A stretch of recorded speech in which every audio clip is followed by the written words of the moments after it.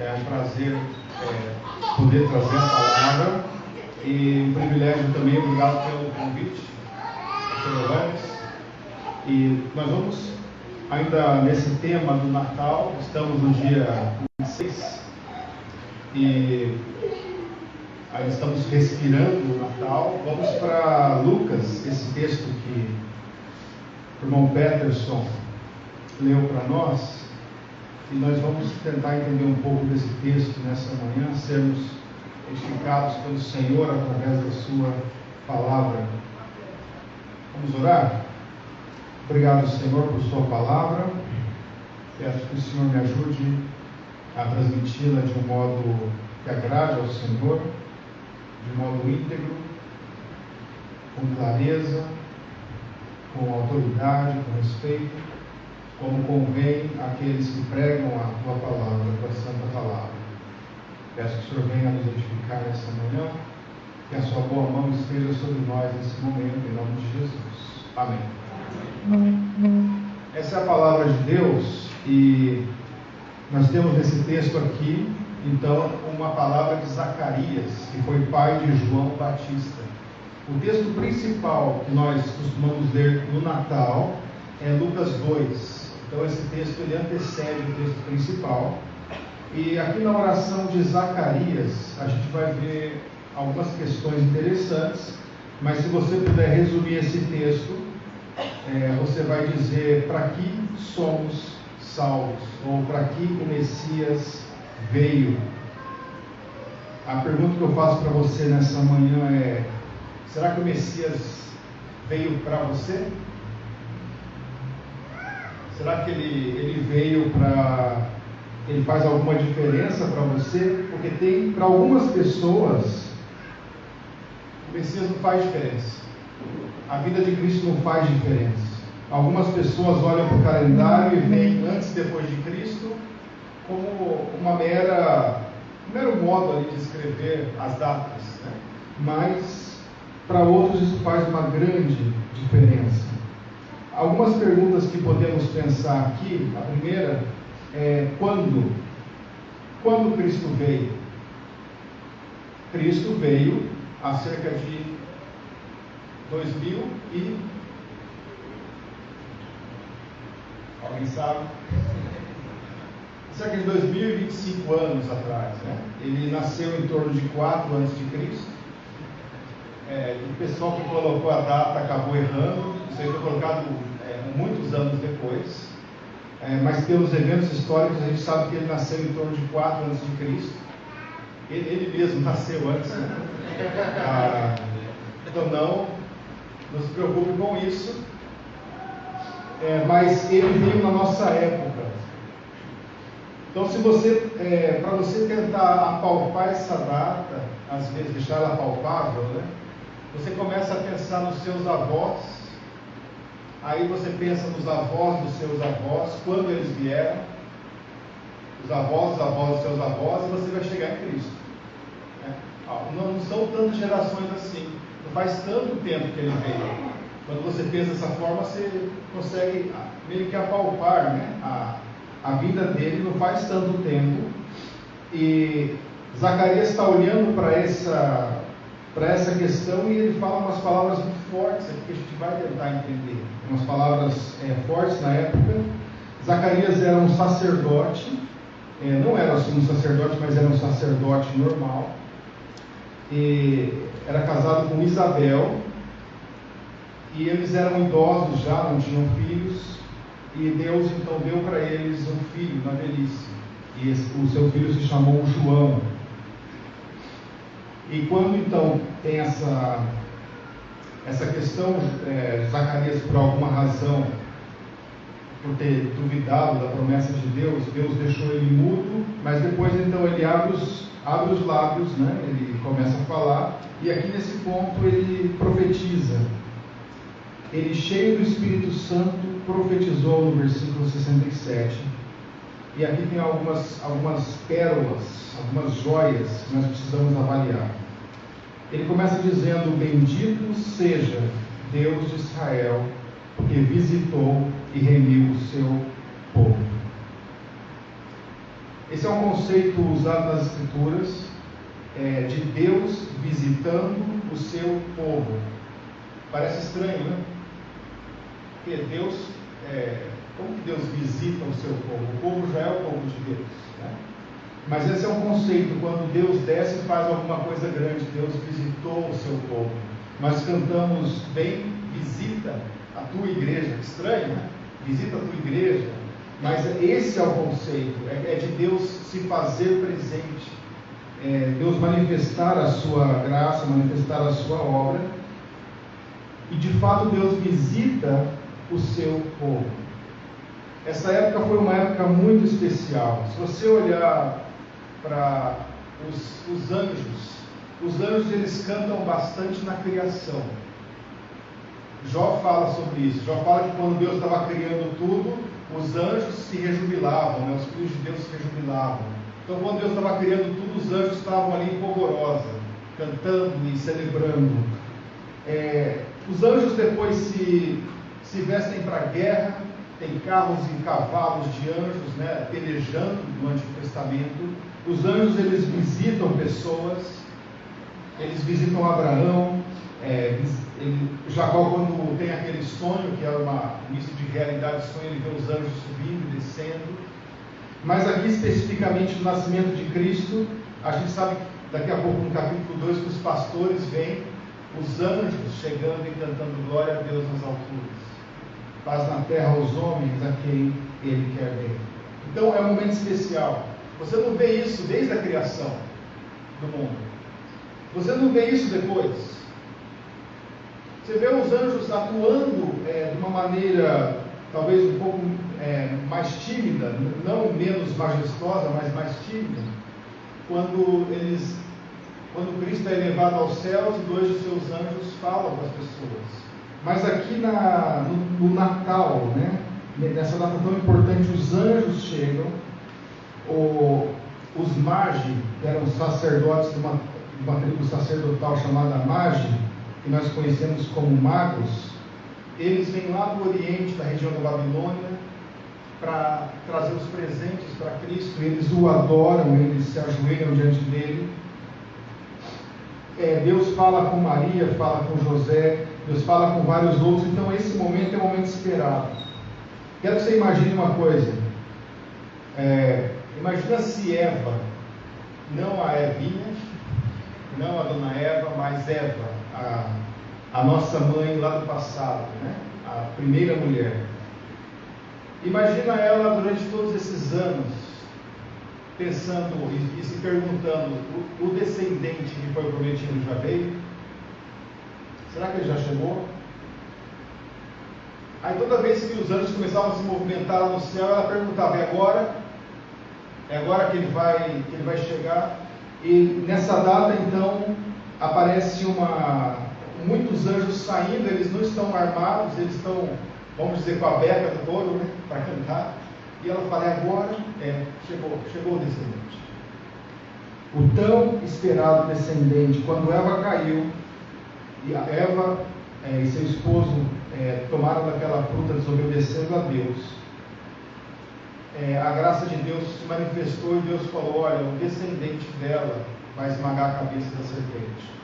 Ou seja, o descendente vai desfazer as obras do diabo. E a graça de Deus se manifesta para Eva, e Eva está esperando esse momento, e de repente chegou o momento tão esperado. Por isso Zacarias, ele, cheio do Espírito Santo, e como no começo nós ouvimos, né, cheio de alegria, ele começa a bendizer a Deus, diz: bendito Senhor Deus de Israel, porque visitou e remiu o seu povo. A ideia de remir é a ideia de comprar, é a ideia de pegar para si, e é isso que Deus fez com o seu povo. E ele começa a descrever a salvação. O que Deus fez? Ele nos levantou, versículo 69, uma salvação poderosa na casa de Davi, seu servo, como falou pela boca dos seus santos profetas, desde quando? Desde o princípio do mundo. Peraí, os profetas falaram desde o princípio do mundo? Qual o primeiro profeta que você se recorda na Bíblia? Talvez Enoque? Abel, será que Abel era um profeta? Não sei, mas a Bíblia fala que Enoque era um profeta. Eu vou um pouco além. Quem falou com Adão e Eva? O próprio Deus. Qual a diferença de Deus falar ou falar através de um homem?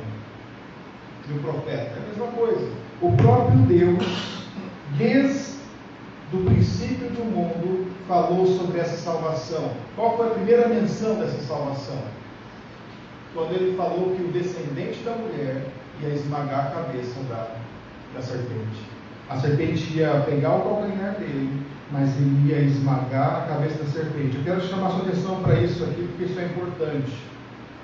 A criação, as coisas que Deus criou, elas nos apontam para a verdade final de que fomos criados. Tá? Se eu falar para você que esse livro aqui, ele surgiu do nada, por uma explosão ou de alguma forma, você vai dar risada de mim, porque na sua cabeça, isso aqui é bonito, foi feito por alguém. Tem letras aqui em ordem, alguém colocou em ordem.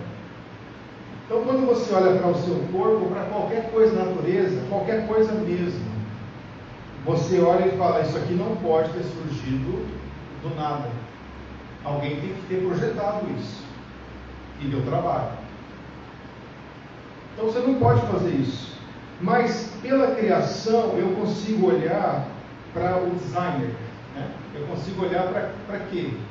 Para que alguém que desenhou tudo isso, e mais ainda, alguém que teve o poder para construir tudo isso. Eu sou arquiteto. Eu faço desenhos. Né? O desenho é a casa? Não. Eu chegar para você e falar, olha, eu fiz um shopping enorme, o maior shopping de Campo Grande. Sério? Onde está? Está lá na minha prancheta. Ó, que legal, né? Você vai falar, parabéns, um dia eu quero ver isso aí. Mas uma coisa é você desenhar o maior shopping, outra coisa é você construir. Deus, ele não somente desenhou, ele também construiu. E ele não somente construiu, mas ele preserva. Está de pé. Ele não construiu o mundo e o mundo acabou depois. Ele fez questão de desenhar a banana, desenhar o pé de banana, desenhar os processos pelos quais a banana vem até nós e colocar uma semente na banana para que você possa plantar de novo. Tá? Deus fez isso, mas pela criação, somente pela criação, eu não posso chegar a entender o modo correto de me aproximar de Deus. Pela criação eu entendo que Deus existe. Pela criação e pelo meu caráter eu entendo um pouco do caráter de Deus. Nós todos não precisamos ser ensinados que enganar é errado. Talvez você até gostava de enganar quando criança, mas quando seu amiguinho te enganava, você ficava bravo. Nós não gostamos de roubar, de roubo. Alguém pega uma coisa sua e furtivamente você não gosta. Você conhece alguém que gosta? Alguém que chega para você e fala, eu tenho prazer que as pessoas me roubem. Talvez fale isso, mas ele talvez tenha um seguro que cobre tudo isso. Né? E aí toda vez que alguém rouba, ele ganha um pouco mais. Talvez seja isso, mas no nosso coração nós temos a moralidade, temos a lei de Deus, mas isso não é suficiente. Deus, desde o princípio, Ele falou. E Deus também nos cria como seres falantes. Nós falamos o tempo todo. As empresas mais caras do mundo hoje, elas são empresas de comunicação. É WhatsApp, é Google, é Facebook. Não são empresas que fazem comida. Não são empresas que fazem carros. São empresas que simplesmente falam, olha, aquele seu amigo falou isso. Olha a foto que ele publicou aqui. São empresas de comunicação. As empresas mais caras, porque nós somos seres que comunicam. E não seria estranho que o Deus que nos criou também se comunicasse? Por que alguém acharia estranho termos uma Bíblia da parte de Deus? Um livro. Por que alguém acharia estranho você chegar com um equipamento complexo, né? Você compra aquela máquina fotográfica cheia de botões, cheia de coisa, e aí você fala, cadê o manual? Você espera que tenha um manual. Bem escrito, bem detalhado. E é interessante quando você pega um brinquedo, o brinquedo mais simples do mundo, e fala assim, eu nem vou ler o manual. É tão simples de montar isso aqui. E aí na terceira vez que você está desmontando ele de novo, você fala, eu vou ler o manual. Acho melhor ler o manual, porque tem uma sequência certa para montar. Mesmo as coisas mais simples vêm com manual, porque nós não viríamos. Deus, Ele nos deu o manual, Deus nos deu sua palavra, e desde o princípio Ele falou, porque os nossos corações são enganosos, e nós facilmente nos desviamos, nós facilmente adoramos qualquer coisa em lugar de Deus. Você facilmente começa a adorar, por exemplo, um carro. Quando eu tiver aquele carro, aí eu vou ser feliz. Aí você vai, trabalha e compra aquele carro. E aí depois, dali um tempo, chega o IPVA para você pagar. E daqui a pouco você olha para a tabela FIP e vê que o seu carro desvalorizou um pouco. E aí você começa a ter uma visão um pouco diferente daquilo. A sua esperança já não está mais naquilo. Mas aí você, sem se questionar, você fala, não, mas se eu tiver aquele outro carro do meu vizinho, eu vou ser feliz. E nós vamos pulando de ídolo para ídolo. Às vezes o ídolo de uma pessoa é um título. Quando eu conseguir entrar na faculdade X, eu vou ser feliz. E aí você entra e você sai da faculdade e descobre que aquilo não te traz felicidade. Mas quando eu fizer o mestrado, eu vou ser feliz. E você começa a mirar coisas. Até que você chega no ponto e diz, não, quando eu me aposentar, eu vou ser feliz. Aí você se aposenta, para de trabalhar e descobre que gostava de trabalhar. E aí você já não tem mais para onde correr. Todos nós corremos atrás de muitas coisas, mas desde o princípio Deus falou. Desde o princípio Deus nos deu um manual pelo qual nós vamos entender o propósito para que fomos feitos. E é por isso que no texto aqui, Zacarias olha para isso e fala, como falou pela boca dos seus santos profetas desde o princípio do mundo. Para que Cristo veio? Ele vai dar essas explicações. Nós precisamos do manual. Quero que você entenda um pouquinho sobre a nossa atual geração. Hoje nós caracterizamos as pessoas, o modo das pessoas olharem para a verdade como um subjetivismo sentimentalista. Essa é a verdade de hoje. Talvez a palavra seja estranha para você, mas não seja estranho o modo como é feito. Você prova algo para uma pessoa, você prova que a Bíblia fala algo, a pessoa olha no grão dos seus olhos e diz, eu não sinto que é assim. Espera aí, eu não sinto? Você tem que sentir? A verdade está aqui, o texto está racional. Eu estou te dando uma interpretação, é isso? Não, eu não sinto que seja isso. Isso em várias áreas nós achamos que funciona. Pensa só você chegar ali no atacadão, no final da sua compra, o caixa passou tudo, deu R$900. Aí você tira R$500 do bolso e fala, eu sinto que são R$500. E o caixa fala para você o quê? Eu sinto que vamos ter que pegar metade da sua compra. escolhe aí o que você vai levar. Isso não funciona no mundo real. No mundo real você faz o vestibular, erra uma questão e não entra com um recurso lá, e quando você explica seu recurso, você fala, eu senti que a questão era diferente. No mundo real isso não funciona. Mas você acha que na religião funciona. E às vezes você, sem estudar um texto, sem estudar a palavra de Deus, da sua boca saem aquelas palavras mágicas. Eu acho que não é bem assim. Peraí, com base em quê? Não, eu acho. Com base na sua intuição? Isso, com base na minha intuição. Você confia no seu coração? Deus nos deu sua palavra porque nós temos um coração desesperadamente corrupto. Porque nós temos um coração enganoso. Você não pode confiar no seu coração. O seu coração vai te levar para a idolatria. O seu coração vai te levar para longe de Deus. Mas Deus deu a sua palavra para que saibamos o modo correto de nos aproximarmos dele. Desde o princípio foi assim. 2 irmãos, Caim e Abel. Um ofereceu o melhor do seu rebanho, da gordura do rebanho. O outro ofereceu umas frutas. Nem eram as melhores. E aí Deus olha para Caim e fala, Caim, se você fizer o certo, não é certo que será aceito. Caim, você sabe o que tem que fazer.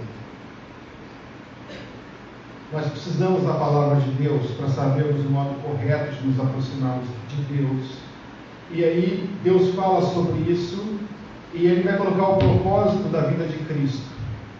E aí você vai começar a entender por que Cristo não veio para todos. Tá? Cristo não veio para todos, veio para alguns. Para quem Ele veio? Cristo vai nos dizer. Cristo veio para nos livrar dos nossos inimigos e da mão de todos os que nos odeiam. O Senhor Jesus Cristo veio para nos livrar de nossos inimigos. Existem inimigos com os quais nós não temos chance. Vou dar um exemplo de a morte. Você consegue vencer a morte? Você só sabe a data. Vai chegar uma data. Você vai morrer. Mais cedo ou mais tarde vai chegar. Mas Cristo venceu a morte. Vou pensar no outro inimigo aqui, o diabo. Você consegue vencer o diabo? Não. Talvez a igreja, uma outra igreja falou que você consegue. Não, você não consegue. Tá? O próprio arcanjo Miguel, quando disputava sobre o corpo de Moisés, como diz Tito, e ele está citando lá o livro Assunção de Moisés, ele fala, nem o arcanjo Miguel, ele ousou proferir algum juízo inflamatório contra o diabo, mas falou, o Senhor te repreenda. Existem pessoas aí tentando dizer para os outros que eles têm poder sobre o diabo. Nós não temos. Nós temos algum poder sobre o diabo quando Deus ordena. O Senhor te repreenda. Eu não. A gente não consegue ver ele. Você consegue ver? Talvez você fale para mim, eu vejo ele todos os dias, né? Não. Talvez você não vê ele todos os dias. Nós não vemos o diabo, mas talvez ele esteja aqui, porque ele está rodeando. Mas se ele estiver aqui, ele não está na China, ele não é onipresente, tá? Ele não é Deus, ele está em um lugar só ao mesmo tempo. Mas temos esse inimigo, e o único que pode nos livrar do poder do diabo é o Senhor Jesus Cristo. Quando o nosso querido apóstolo João diz que o maligno não toca naquele que é de Deus. Não é porque aquele que é de Deus tem poder, mas é porque Deus não permite. Tá?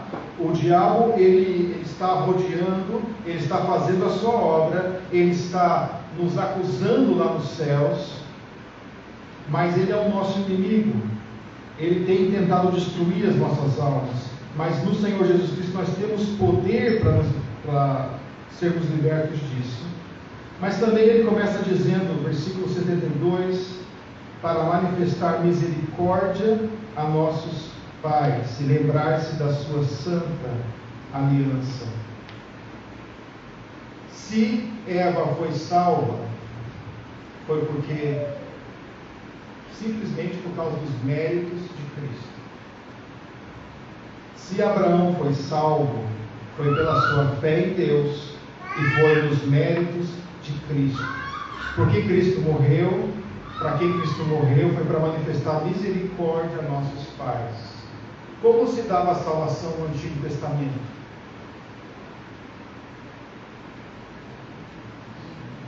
Não era através de Cristo? Sempre foi. Não existe um outro meio de você chegar a Deus. Mas Cristo, Ele é o Cordeiro de Deus que foi morto desde a criação do mundo. E Cristo manifestou para isso, para manifestar misericórdia aos nossos pais, para lembrar-se da sua santa aliança, do juramento que jurou a Abraão, nosso pai. E aí vem uma chave para você entender aqui o nosso texto. De conceder-nos que, versículo 74, libertados da mão dos nossos inimigos, os serviríamos sem temor, em santidade e justiça, perante Ele todos os dias da nossa vida. Para quem Cristo veio? Foi para as pessoas que querem servir a Ele sem temor, em santidade e justiça perante Ele todos os dias. Você falava, o próprio Zacarias falava, eu quero servi-lo sem temor, eu quero servi-lo em santidade, eu quero servi-lo todos os dias da minha vida, mas eu não consigo. Quando eu olho para a minha carne, eu vejo que o bem que eu gostaria de fazer eu não faço, o mal que eu não quero fazer eu faço. Eu olho para a minha carne e eu digo, desventurado homem que sou, quem me livrará do corpo dessa morte? Eu olho para os meus méritos e eu não vejo nada, eu só vejo problema, só vejo pecado. Mas eu quero servi-lo sem temor, em santidade e justiça todos os dias da minha vida. É para essa pessoa que Cristo veio. Porque quando ele encontra Cristo, ele diz, é possível. No final do texto ele diz assim, versículo 79, a fim de dirigir os nossos pés pelo caminho da paz. Em Cristo nós temos paz com Deus para poder servi-lo. Nós tivemos agora há pouco aqui a figura do batismo sendo mostrado, né? 3 novos irmãos entrando para a igreja, e o batismo é mais ou menos isso. O batismo de Cristo, por exemplo, foi a unção dele para o ministério. Antes do batismo, Cristo não faz nada. Tem as histórias que ele curou um passarinho, alguma coisa assim que eles tentam colocar, mas de fato ele iniciou o ministério dele ali no batismo, só depois do batismo. E é no batismo que ele entra nas águas, o seu pai, Deus o Pai olha e diz, esse é meu filho amado em quem me comprazo. O Espírito Santo desce como uma pomba sobre ele, o credenciando e o capacitando para o ministério. E ali acontece mais ou menos aquilo que acontecia com os reis no Antigo Testamento, quando eram ungidos e recebiam poder e eram capacitados pelo Espírito Santo para fazer a obra de Deus. Então o batismo é isso. Ele é você dizer para todo mundo, para o universo, para os anjos, para os demônios, que de agora em diante você é de Deus e você vai servi-lo, mas também é você receber poder para isso. É através daquele momento você ser capacitado para esse serviço. Uma pessoa que se converte a Deus, ela é mais parecida com aquele jovem que se alista para o serviço militar. Ele se alista. Para quê? Eu vou servir. Vou servir meu país. Não é uma pessoa que diz, eu gostaria de ter um cheque escrito céu, assinado pelo sangue de Cristo, e eu guardar esse cheque comigo, para quando eu morrer, depois de ter aproveitado essa vida da forma melhor que eu pude, eu tenho um lugarzinho lá em cima. Não é isso. A salvação tem a ver com serviço. Nós nos convertemos a Deus para podermos servi-lo. Como diz o Salmo 100, servir ao Senhor com alegria. Nós somos chamados por Deus para servi-lo e somos capacitados para isso através de Cristo, em santidade e justiça perante Ele. Não a nossa justiça, mas a justiça dele. Nós somos santificados por Ele ao longo da vida. Deus, Ele corrige a todo filho que recebe. É para a santidade que Ele corrige. Deus quer que você seja santo. Então Ele vai fazer de tudo. Vai levantar líderes, vai levantar irmãos. Se possível, Ele vai até mandar um jumento falar com você, como Balaão. Ele vai fazer tudo para que você seja santo. A obra que Ele começou na sua vida, Ele vai completá-la até o dia de Cristo. Nós somos salvos para isso. Então, uma pessoa que diz, por exemplo, eu quero muito ser salvo, sabe? Eu tenho medo do inferno. Um dia eu queimei minha mão e eu fiquei com medo do inferno. Uma pessoa que fala isso para você, mas diz, logo depois diz, mas eu não quero ter compromisso. Eu quero ir para o céu, mas eu quero continuar a minha vida. Eu quero ir para o céu, mas eu não quero ficar com os irmãos. Mas o que você quer fazer no céu? Lá só vai ter irmão.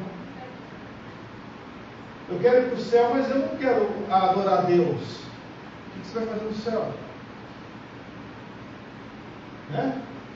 Vai ser feliz no inferno. Você vai chegar no céu, o céu vai ser isso.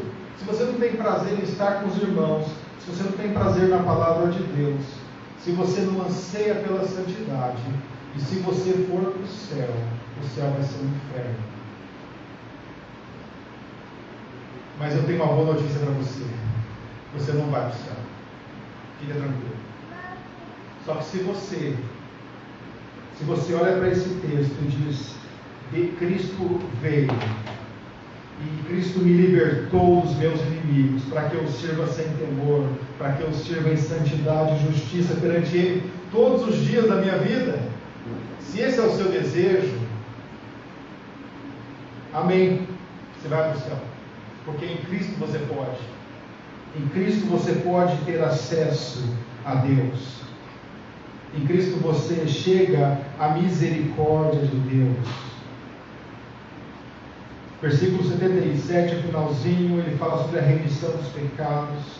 Em Cristo você tem a remissão, o pagamento dos pecados. E no final do versículo 78, no final do versículo 79, você tem, para iluminar os que estão assentados em trevas e na sombra da morte, a fim de dirigir os nossos pés pelo caminho da paz. É aí que Deus nos encontra. Nós estávamos em trevas, nós estávamos na sombra da morte. De alguma forma queríamos fazer a vontade de Deus, queríamos servi-lo, mas não havia esperança para nós. E quando ouvimos falar de Cristo, foi como alguém com muita fome, há vários dias sem comer, de repente chega numa cidade e dá de cara com aquela máquina de frango. E ele tem no seu bolso R$40. Então ele pode chegar lá e pegar aquilo e comer com gosto. Alguém que está farto, olha para aquele frango e não, eu nem quero. Mas alguém que está sedento, alguém que há vários dias está sem beber água, sem comer, e chega e vê aquilo, ele fala, é isso que eu sempre procurei. Por isso, quando você anuncia a salvação, para esse tipo de pessoa, ela olha para você e fala, por que eu não ouvi isso antes? Mas quando você anuncia a salvação para quem não quer, quão terrível é. A pessoa vai dar desculpas. A pessoa vai falar, hoje não. Quem sabe te ouviremos a respeito disso no outro dia. A pessoa vai encher você de questões. Ah, mas e isso? Ah, mas e aquilo? Mas quando você chega para uma pessoa e essa pessoa está sedenta por fazer a vontade de Deus, e ela olha para Cristo, ela olha com gosto, seus olhos brilham. Essa é a salvação de Deus. Para quem Cristo veio? Ele veio para aqueles que querem servir a Ele sem temor, em santidade e justiça, todos os dias da sua vida. Vamos orar? Te louvamos, Senhor, por tua tão grande salvação. Te louvamos porque temos essa salvação de forma alguma por qualquer mérito que fizemos, mas temos essa salvação unicamente pela obra, pela pessoa do nosso Senhor Jesus Cristo. Nós nos gloriamos em Cristo, nós o celebramos, nós agradecemos ao Senhor por Ele ter vindo, porque através dele podemos servir ao Senhor. É para isso que fomos chamados. Nós te louvamos, Senhor, pela vida dele, pela obra dele. Te louvamos pela sua igreja, pelas pessoas que o Senhor tem colocado neste mundo para servirem ao Senhor, para praticarem boas obras, para glorificarem ao Senhor através de suas vidas. Nos ajude assim, Pai, nos ajude a andarmos nesse dia de modo digno do seu Evangelho. Em nome de Jesus. Amém.